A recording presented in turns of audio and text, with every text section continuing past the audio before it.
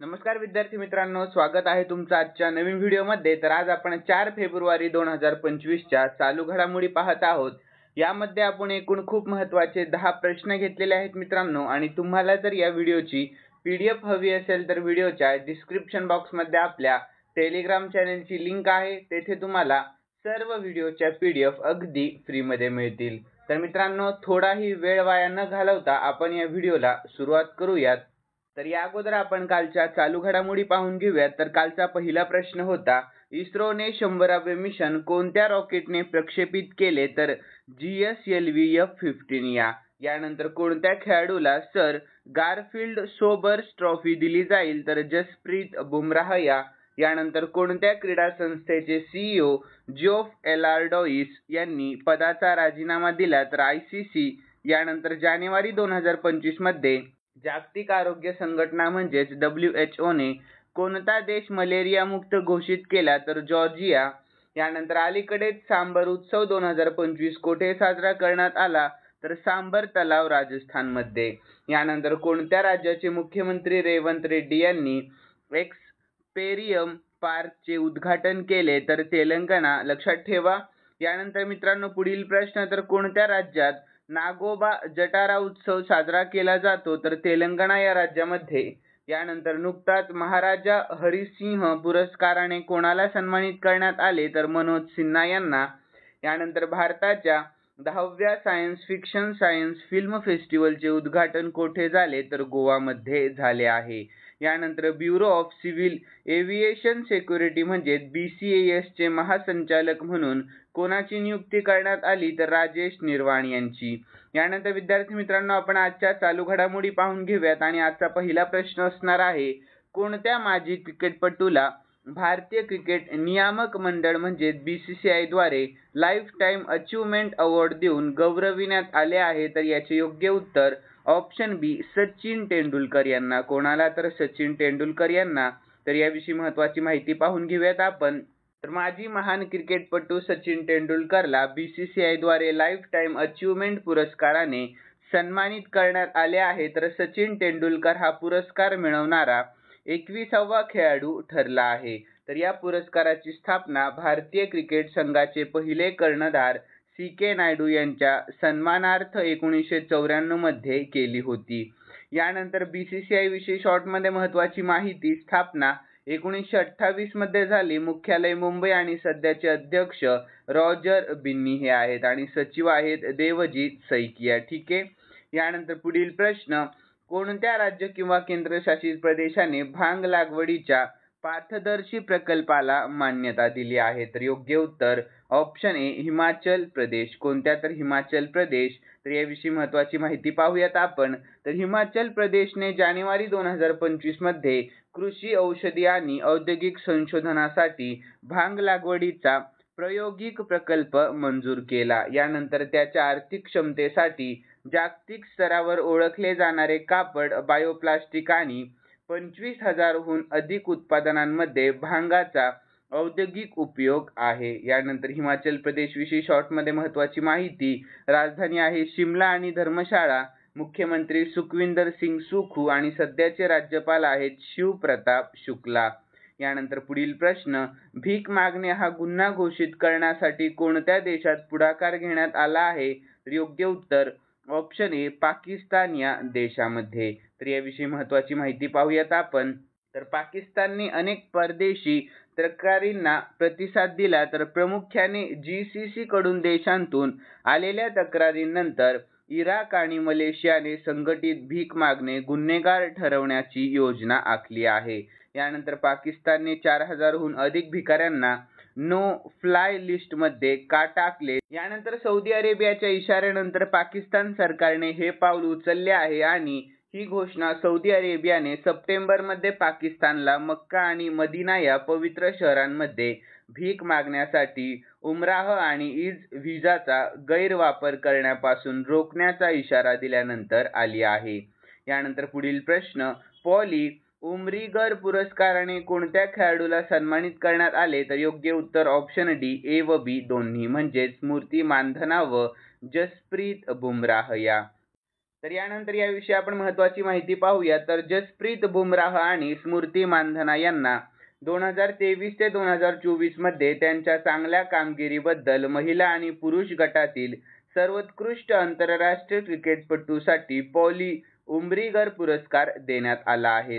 तर यानंतर पुढील प्रश्न आहे. तर भारतात 4 नवीन रामसर साइट्स जोडल्यानंतर एकूण रामसर साइट्सची संख्या किती होती? तर योग्य उत्तर आहे ऑप्शन ए 89 होती. किती? तर 89.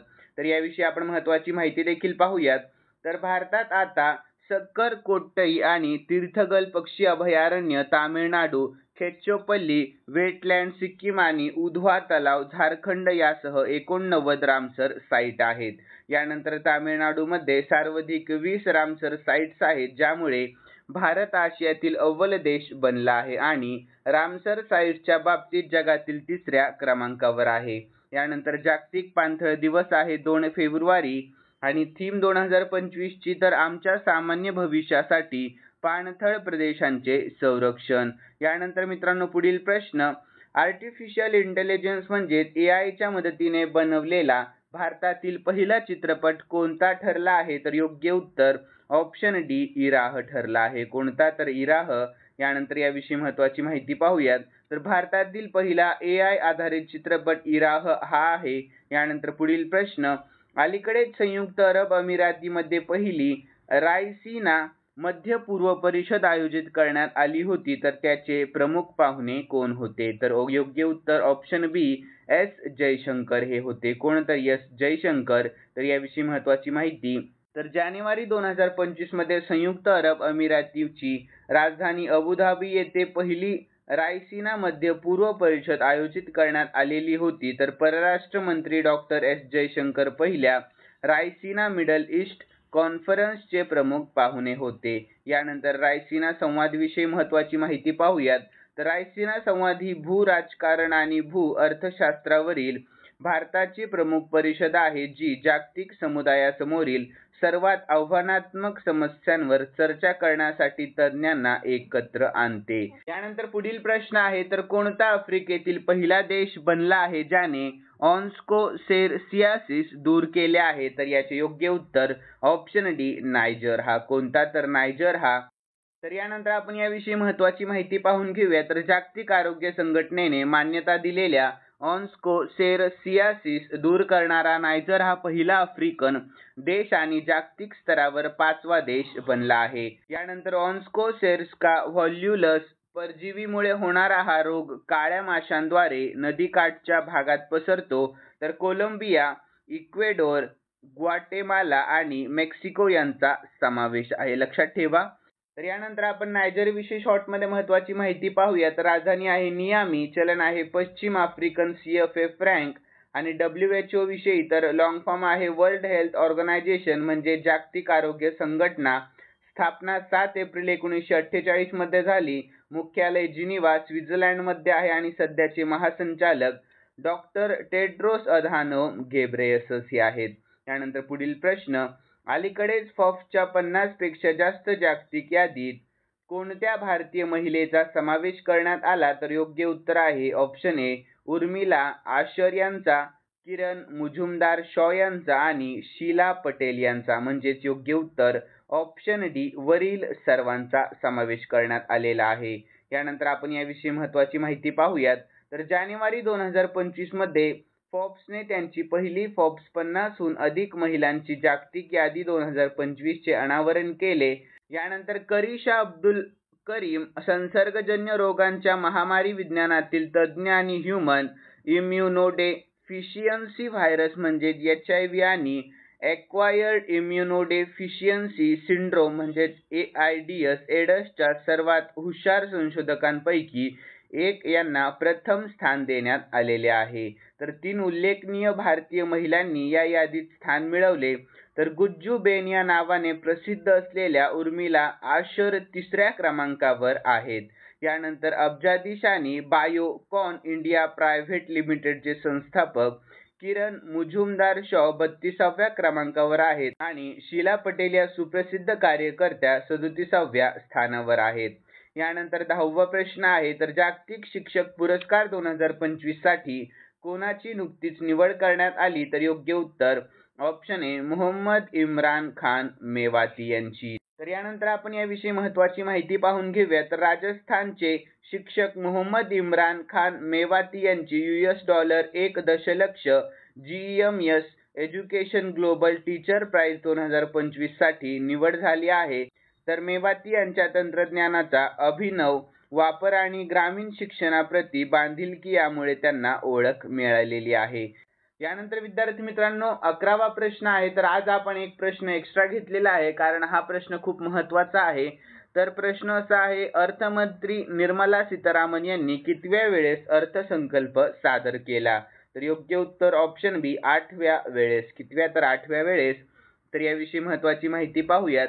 तर अर्थमंत्री निर्मला सीतारामन यांनी 1 फेब्रुवारी रोजी 8व्यांदा अर्थसंकल्प सादर केला. तर एकूण 47,16,487 कोटी रुपयांचा अर्थसंकल्प मंजूर झालेला आहे. तर नोकरदार लोकांनी नवीन कर व्यवस्था निवडल्यास त्यांना ₹12.75 लाखांपर्यंतच्या वार्षिक उत्पन्नावर कोणताही कर भरावा लागणार नाही.